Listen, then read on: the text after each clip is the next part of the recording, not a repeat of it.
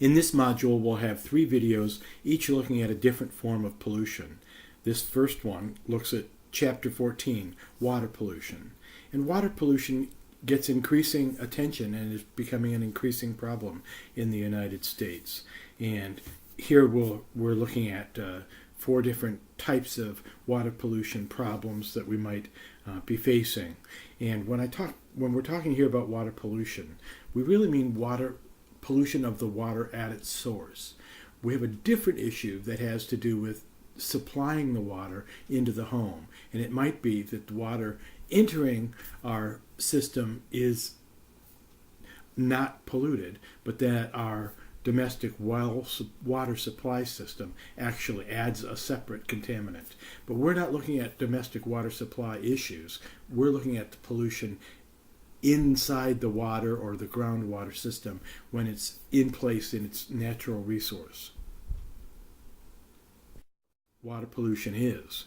Water pollution is the degradation of water quality as measured by biological, chemical, or physical criteria.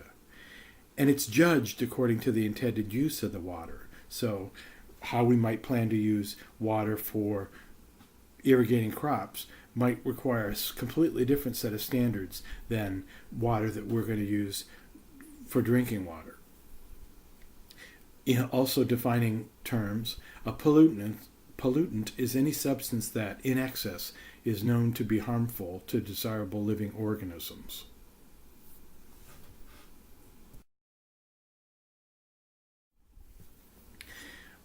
Water pollution in and of itself is a worldwide problem. The lack of clean drinking water free of disease-causing organisms or substances is the biggest problem that the world faces in pollution today.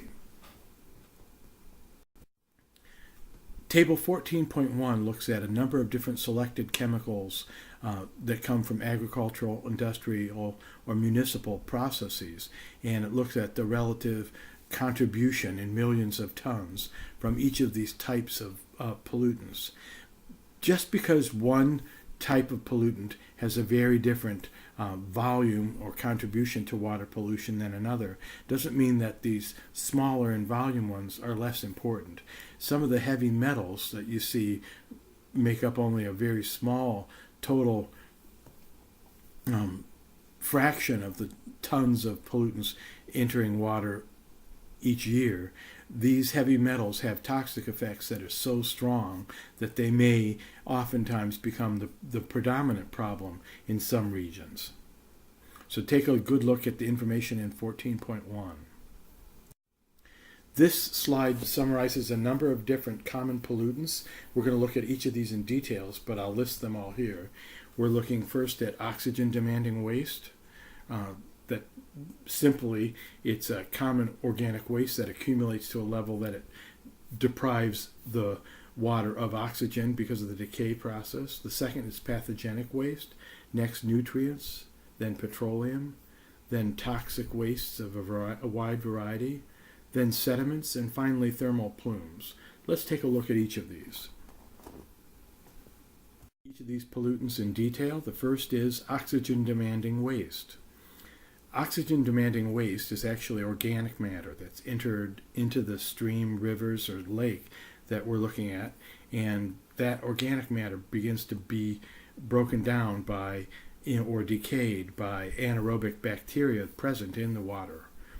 That decay process consumes oxygen that had been dissolved in the water. That leads to a biochemical oxygen demand, or BOD measure, that tells us how much oxygen is being used for the bacterial decomposition process. So a high BOD value indicates that there's more decaying plant and animal matter in the water. So a higher BOD is bad.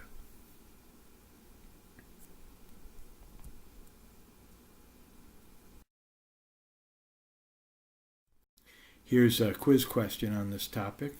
The level of decaying organic matter in water is indicated by what measure?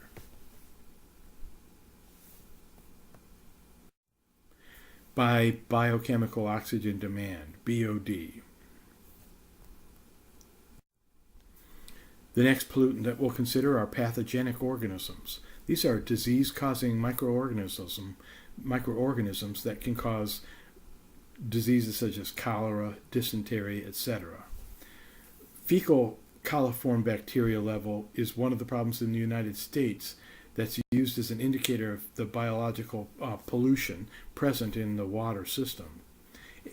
E. coli 157 is a particularly dangerous form of fecal coliform because there are many different forms of this bacterium, but this is one of the more deadly. You might remember that we've had a number of recalls or scares from contamination that have entered the fresh spinach products. So we had a massive recall of fresh spinach across the United States in recent years. That was followed by a peanut butter scare, and a large number of different brands of peanut butter were recalled due to a fecal coliform contamination. This is most commonly a problem. Pathogenic organisms are most commonly a problem in developing countries, particularly during or following natural disasters. Are nutrients. Nutrients are phosphorus and nitrogen, and they're the most important human-released nutrients, and they come from fertilizers, feedlots, discharge from water treatment plants. These components are in fertilizer. There's two of the most important components of fertilizer, and when they are put in abundance in our surface water, they can cause cultural eutrophication. This results from high human-caused concentrations of nitrogen and phosphorus entering into the water. That leads to a bloom of algae or mats of algae that block the sunlight and consume oxygen that had been in the water. They can lead to seaweed blooms, that is, marine algae blooms that cause a similar problem in salt water. These can become very extensive. For example, there's off the coast of Louisiana in the Gulf of Mexico, there's a dead zone where cultural eutrophication is so abundant that no life is observed to exist within this dead zone. So it blooms every summer and causes a die-off of a number of different forms of fish in that dead zone. Next, we're going to consider a localized example where cultural eutrophication got out of hand. You might imagine one of the places where you'd least like to see this is when you're on vacation. So maybe you booked yourself at a nice vacation resort in Hawaii, and you're looking forward to spending time on the beach. But take a closer look at this dream spot of a beach. Notice all the black stuff growing on the beach? When we look at it up close, we can see that there's been a seaweed bloom, and much of the seaweed is now washing up on the shore of our sandy beach that we had hoped to vacation on. This is forming in this localized spot off the Hawaii beach as a result of phosphorus and nitrogen that's been added to the water in this coastal area, and the nutrients are coming from wastewater treatment system. It's not that contaminated waste from the system is entering the water. It's just that there's so much phosphorus and nitrogen entering into the water as a result of this treatment plant that the algae bloom, the seaweed bloom, resulted.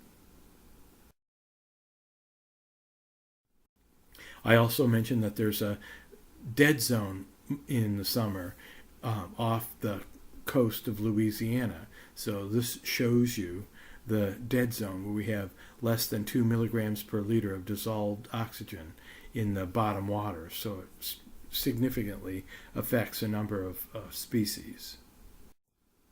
Here's a quiz question. Nitrogen and blank are usually responsible for cultural eutrophication. The answer is it's nitrogen and phosphorus. So the correct answer here is phosphorus. The next category of water pollutants we'll consider is oil.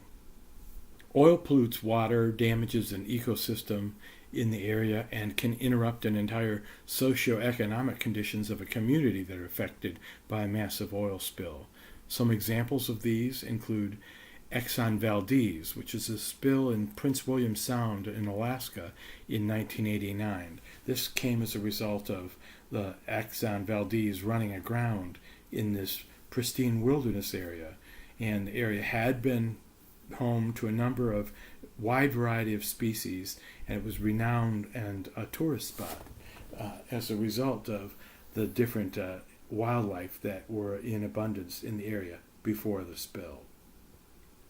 We'll talk a little about Exxon's response.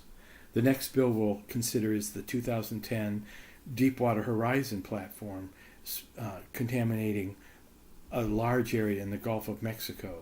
This occurred as a result of a blowout, a fire, the death of many workers on the platform. Some equipment was destroyed. The platform was moved and severed a pipe and released a large volume of oil into the Gulf.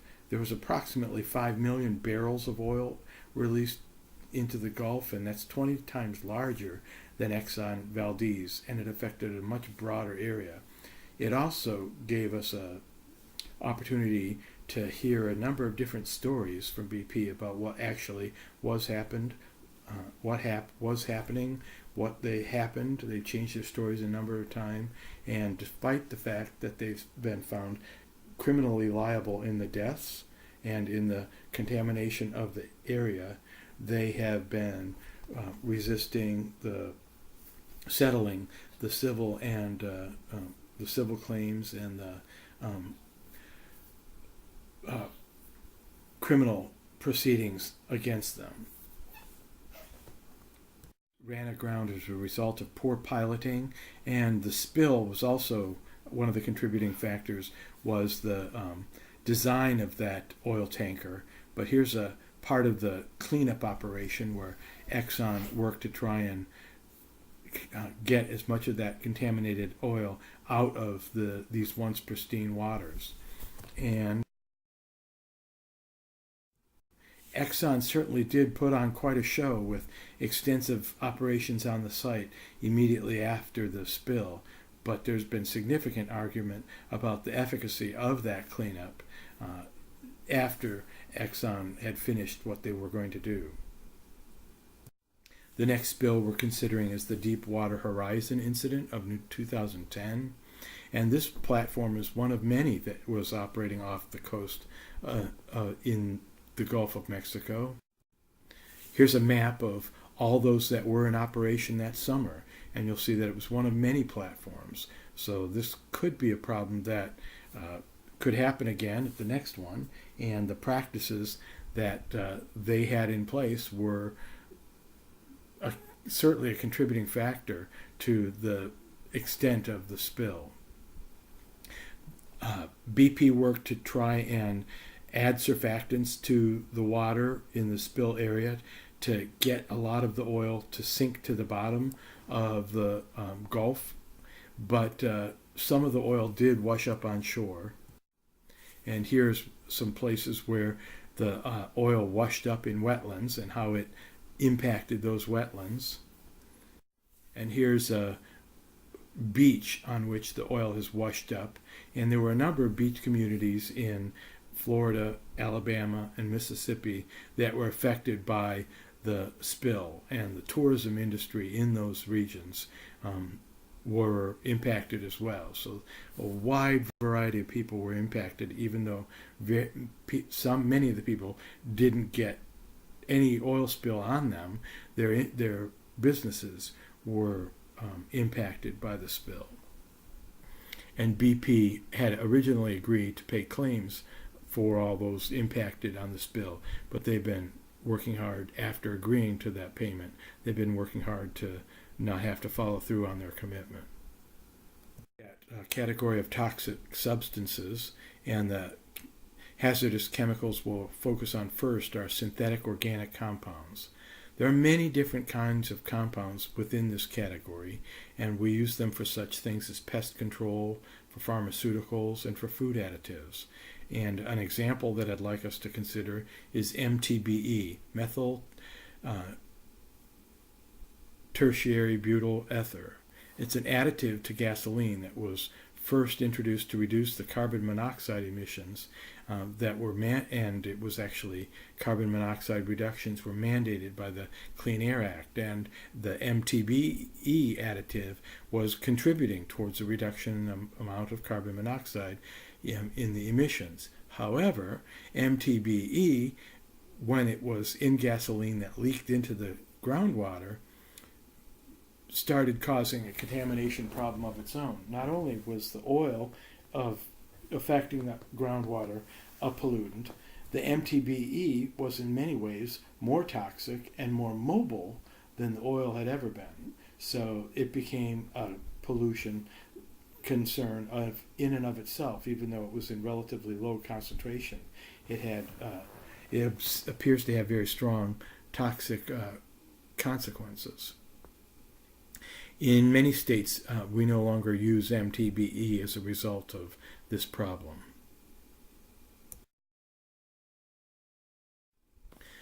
Toxic substances, when we look at them, we need to think about how we're using them and also look at the many ways that they may be entering the water system, whether that's through surface runoff or direct discharge or unintended leaks. Here's a quiz question. If MTBE has such an impact on groundwater, why is it added to gasoline? The answer is auto air pollution emissions. In particular, it helps to reduce carbon monoxide in emissions.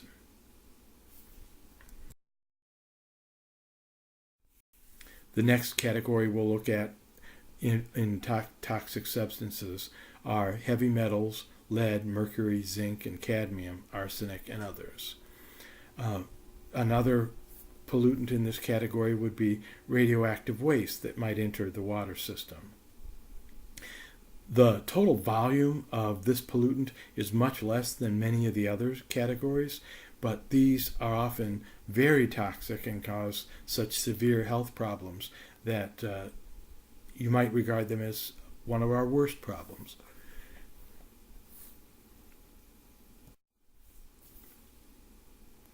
I don't want to go into it in detail in the lecture, but I encourage you to read about the disease of the dancing cats, a tragic case of mercury toxicity that's described in your text. And I'll leave your text description to address this particular tragedy.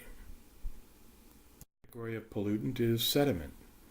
By volume or by weight, this is the greatest water pollutant that we have.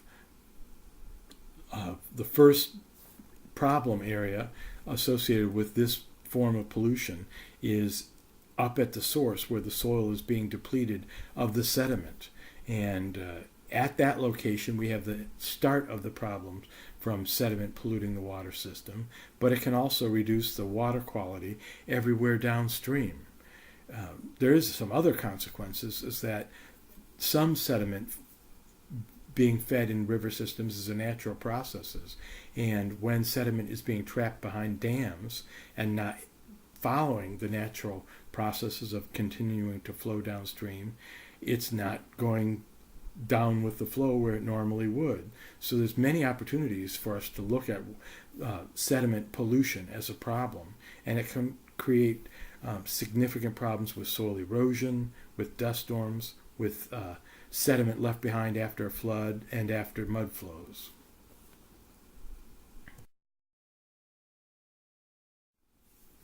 If sediment is from natural sources, why is it considered a water pollutant?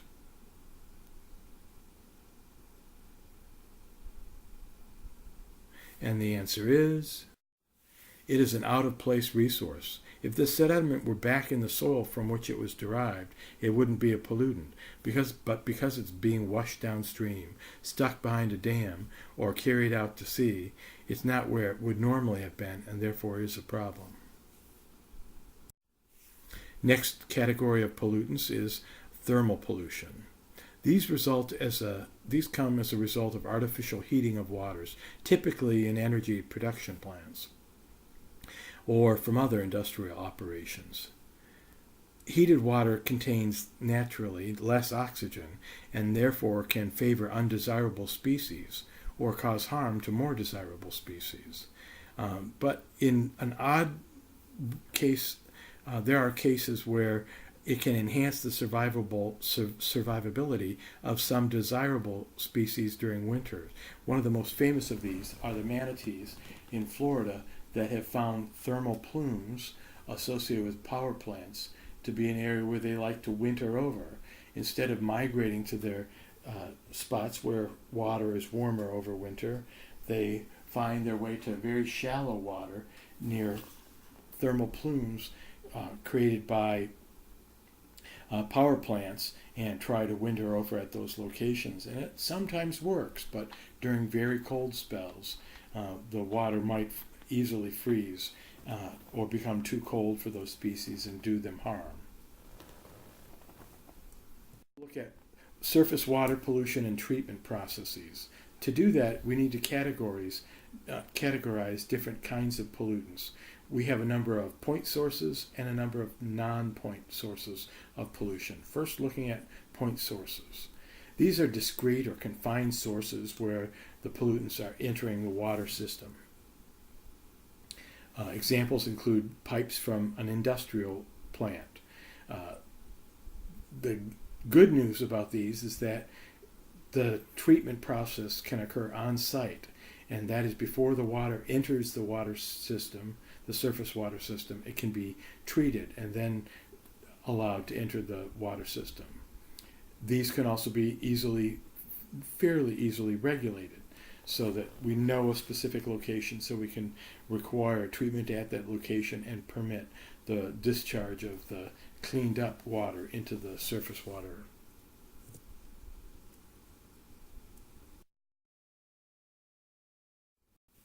But there are also non-point solutions. Non-point solutions are diffuse or intermittent, or diffuse and intermittent sources.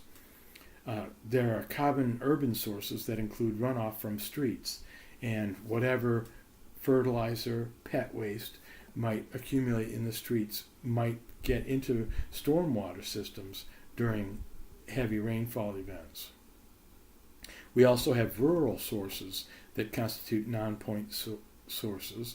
These include agricultural practices that involve, for example, fertilizer being added to the soil and entering the water system either through runoff or into the groundwater. Mining is also infamous for its potential to cause water pollution problems, and forestry operations can also create significant problems. Non-point solutions tend to be more difficult to control because we don't have a specific site to go to solve the problem. We also have a wide variety of pollutants that can be created as a result of non-point sources.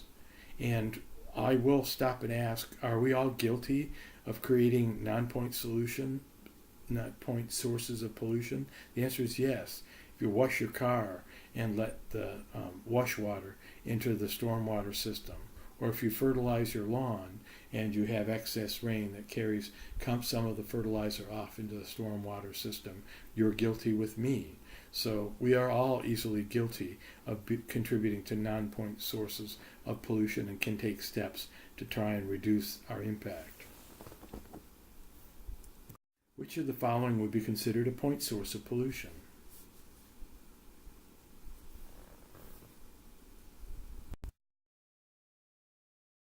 The answer is industrial wastewater discharge, a specific pipe entering water into our water systems.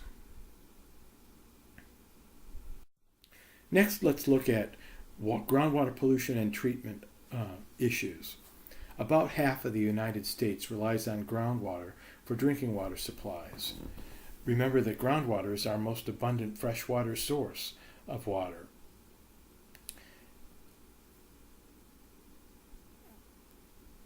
Our concern with water quality has meant that we're testing more and more of our groundwater that's revealing new layers of problems with groundwater that we had previously not been aware of. So it's not only that more water is getting contaminated, it's also that our testing is now more pervasive so that contamination is being found in more locations. Groundwater pollution problems are relatively difficult to track the actual sources of the problem. Just because there's contamination in the groundwater at a site doesn't mean that the pollution came from something that took place at that site. It might have been somewhere upstream. It might have been on a neighbor's property or on property that's very far away, but which created a groundwater contamination plume that has migrated beneath our property some point at a distance. Another problem associated with groundwater pollution is that when we use it as a source of drinking water, we might have very low concentrations of a pollutant. And when we've looked at the health effects of these pollutants, we tend to look at relatively high doses over a short period of time.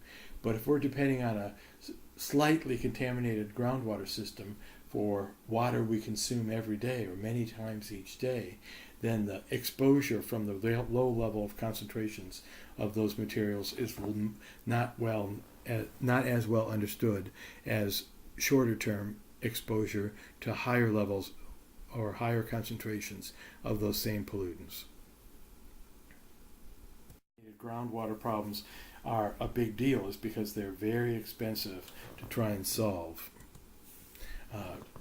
And also, groundwater contamination, when it's ingested, can lead to major problems. The World Health Organization estimates that water-related diseases kill about 1.8 million people per year across the globe. Contaminated groundwater is extremely difficult to identify, to track the extent of a contamination, and it's also extremely expensive to clean up because it takes a long time and it takes an extensive study to figure out a procedure that will work for any contaminated site.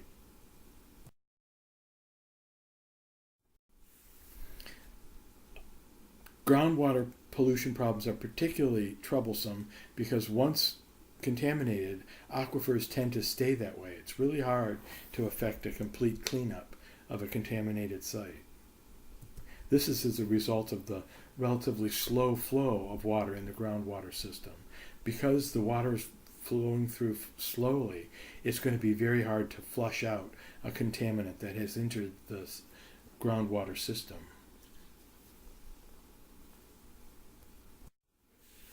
Another source of groundwater pollution are agricultural practices. Our main pollutants here are pesticides and herbicides and fertilizer that might be added to the crops and later enter the surface water system or infiltrate into the groundwater system. Landfills and public dumping of hazardous waste also leads to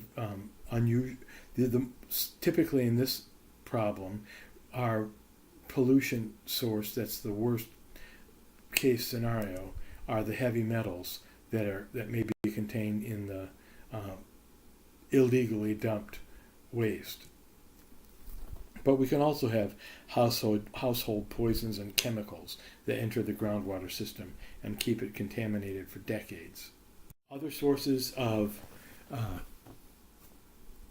groundwater pollution include septic tanks, sewage plants, animal feedlots, and slaughterhouses. It may be both liquid and solid waste that enter the groundwater system, and some of the constituents that cause the biggest problems are bacteria and viruses and parasites that might be present in untreated or poorly treated water streams from any of these sources. Septic systems are worth some time and attention. We're using septic systems more and more in the United States, particularly in rural areas and in suburbs where we haven't gone through the expense of adding sewer lines. So instead, septic systems are something that we rely on. When a septic system is operating in an appropriate location and operating well, it tends to be a fairly effective and low-cost solution for wastewater treatment. The way these work is described in your text, but the basic idea is that the waste enters the septic tank where biological processes work to decay the organic waste material, and when the treatment has progressed long enough, or the water has been resident in the tank long enough, then some of the water rises up out of the tank and into the drainage field where it enters the water system, the groundwater system. But what we need it to enter is the vadose zone. Notice that in this image that the drainage field causes water to infiltrate far above the groundwater table. We do not want that water to enter at the water table or below, because we depend on the biological processes that will be at work in the vadose zone, helping to clean the waste stream. The properly functioning septic system, and notice that again we have the drainage field emptying far above the water table. And the other part of this sketch that helps illustrate one of our concerns is that we might very well have a domestic well that in the same area that we have a septic system, and we certainly wouldn't want one to be affecting the other. Okay, this text reminds you that the waste disposal in the drainage field should be located above the seasonally highest level of the water table.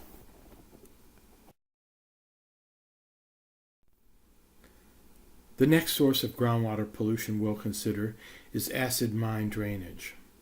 This occurs when sulfur present in the disturbed soils oxidized to form sulfuric acid. And here you see a very acidic water emerging from drainage in an area of extensive mining.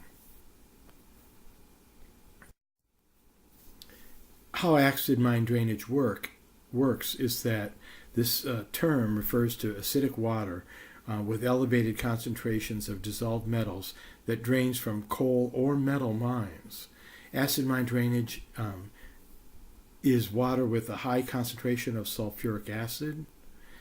Acid mine drainage is produced by complex geochemical and microbial reactions within the disturbed soils.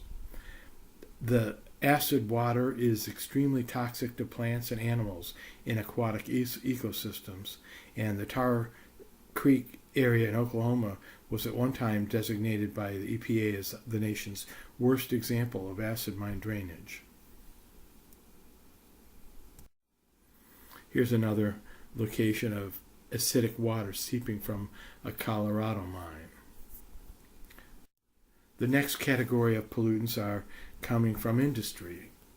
We have large volumes and a wide variety of types of wastes that can contaminate our groundwater as a result of improper or inadequate disposal methods. Sometimes the contamination comes from carelessness, but at other times it can be intentionally caused.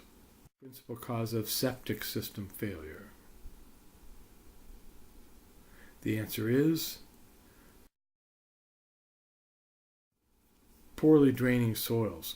If the soils in your drain field contain a lot of clay, then the drain field isn't draining properly, and the water can pond up at the surface. And if the rain comes along, that contaminated water ponding at the surface can get over your entire property or your entire neighborhood. So that's the worst case scenario of a failing septic system. Another form of pollution of groundwater comes from overpumping in a coastal area. This leads to saltwater intrusion. More than half the world's population lives in area along coastal zones, and the water is inclined naturally toward the ocean, but a wedge of salt water can be inclined toward the land in an area as a result of overpumping. So here's a case of saltwater intrusion that's made. Then here it shows how the saltwater intrusion problem can become made worse by a cone of depression and a cone of ascension forming around the extraction well that's pumping out some of the groundwater. This occurs at heavily pumped zones near a coast, and that causes salt water to rise up into the well and can cause the formation of a zone of ascension. Notice that if your property was dependent on pumping water from a location such as this, you might find one day that the water coming from your tap suddenly starts to taste a little saltier than usual. That's probably one of the first indicators that this might be affecting your domestic well. Here's another practice quiz question. Saltwater intrusion results from? The answer is overpumping of groundwater. That's what causes the saltwater intrusion. Groundwater treatment methods are actually relatively limited. We have only a few options that we can use to clean up contaminated groundwater, but understanding the extent of groundwater pollution problem might be difficult. So we often need to have very extensive pre-treatment studies. These help to identify the contaminants, what is contaminated, what kind of material constitutes the contamination, and what are the characteristics of and transport behavior of the contaminant. We also need to identify the characteristics of the aquifer geology, looking at such factors as the groundwater flow, the physical dimensions of the plume, of the aquifer itself, how uniform or variable the aquifer conditions are. We also need to look to determine the hydraulic characteristics of the polluted aquifer, looking at its flow direction, the flow rate, the total discharge through the aquifer, and the recharge conditions. Last, we also need to consider the possible pre-treatment strategies and methods that we might use in the cleanup. Kinds of chemical constituents and their behavior of different kinds of chemicals can be very different. For example, we show here two different kinds of pollutants affecting the water in an aquifer, and we might have gasoline entering the Vedas zone that causes the gasoline in the spill to float along the top of the water table of this unconfined aquifer. That's because gasoline tends to be lighter than the liquid than the water that is filling up the pore space of the aquifer.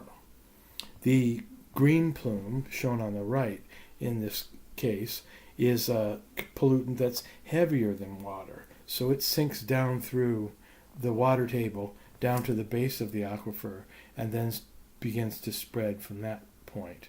Notice that the direction of the plume migration in this situation might be both to the right and the left.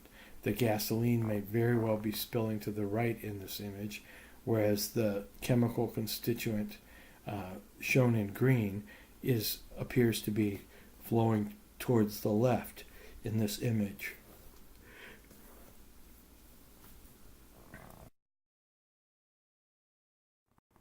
Your textbook addresses a number of different treatment methods for groundwater. Those are described in Table 14.4, or at least some of them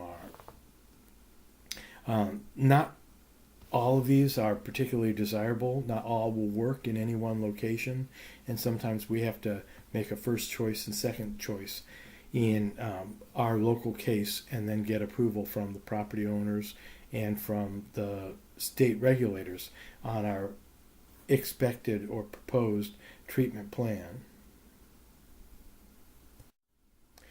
We also need to consider water quality standards. We can do that to help answer a question that we all probably have, and that is, how safe is my water supply? There are permissible limits for 83 different contaminants that have been established by EPA. That's the federal agency, but state regulators might have more strict control over the amount of pollution that's permitted. Other regulations exist, such as no lead to be used in any domestic water supply pipeline. The last point I wanted to make here is that unless it's your landlord who's paying your water bill, if you get a water bill, you're also almost certainly being given access to the water quality information that you might be looking for, because it's typically a responsibility of any water supply contractor to actually have to provide this information for anybody who is dependent on that water source.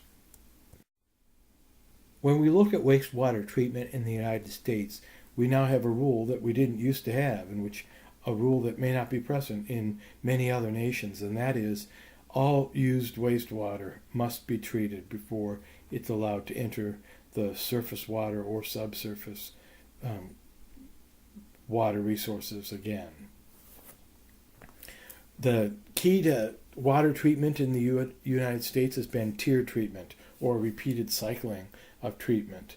And this also, when combined with a reuse system to make use of the water after it's cleaned out of our wastewater treatment system, are integral components to most wastewater treatment processes in the United States. Here's an idealized water treatment plant in a large urban or municipal facility, and we see a number of tanks, and the effluent from each tank is fed to the next, and by having enough tanks operating in series, one after the other, it'll be more financially viable and create a cleaner wastewater effluent stream that we might use for agricultural practices after the process is complete. One wastewater treatment option is to use wetlands as part of the process of cleaning up the wastewater stream. Both natural and human constructed wetlands have been used or are potential places to treat and partially treat wastewater. For communities with difficulty purchasing expensive wastewater treatment plants or equipment and desire a good alternative, wetlands as part of a treatment system might be very effective, and it has been successful in both warm, humid climates and in hot, dry climates, so it's fairly adaptable.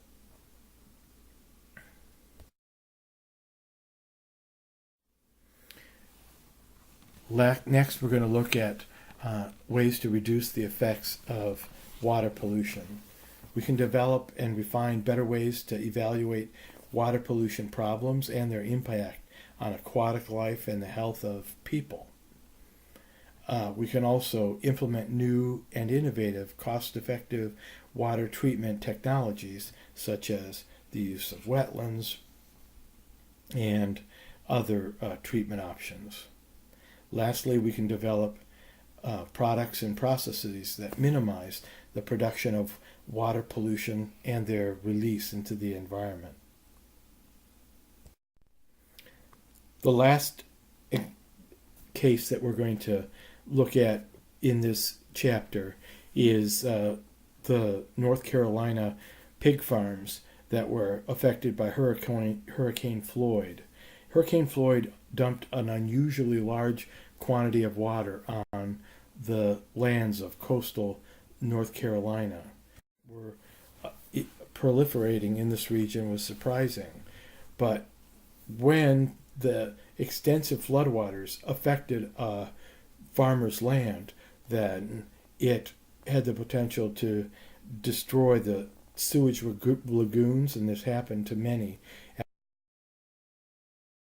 After Hurricane Lloyd, we have this type of this type of damage to one of the sewage lagoons. You can see the gully that's formed through the lagoon in the upper part of this lagoon in the center. Well, that gully or breach of the embankment caused the contaminated sewage pond to enter the region, and it killed off a lot of vegetation and created a significant health hazard to both people and the livestock. So it was not just the contamination, but the high floodwaters with the contamination that killed a lot of the pigs that year. How the treatment process at one of these pig farms is supposed to work is that there is a tiered process where wastewater stream from the previous tier is being cleaned up one stage at a time. But then when we get to treated water, we could still have we could still need to rely on the sewage lagoon to hold the wastewater for a time, and we might also expect it to evaporate to a certain degree in that system, or we might apply the water that's collecting in the sewage lagoon to help fertilize crops somewhere else on the farmland.